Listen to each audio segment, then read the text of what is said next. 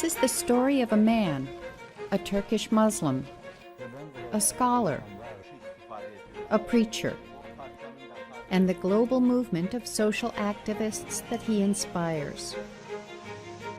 In 2013, Time magazine named him as one of the most influential leaders in the world.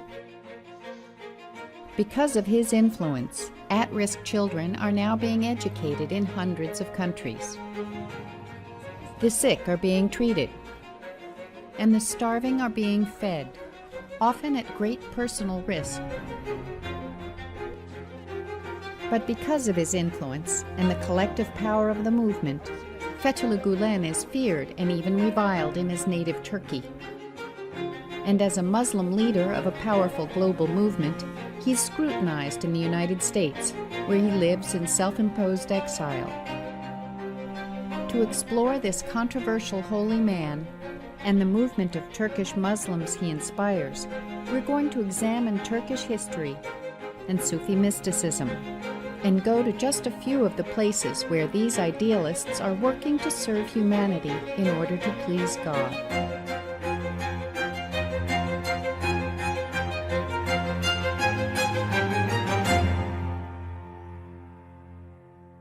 Hi, I'm Terry Spencer-Hesser, and this is Love is a Verb. I was introduced to the Gulen movement in 2010. I was an award-winning writer and television producer, and they were one of the largest social movements in the world. And really, nobody knew either of us. To document the works of the movement and profile their leader, we traveled throughout the United States to Turkey, where the movement was born, as well as Bosnia, Belgium, Iraq, and Somalia.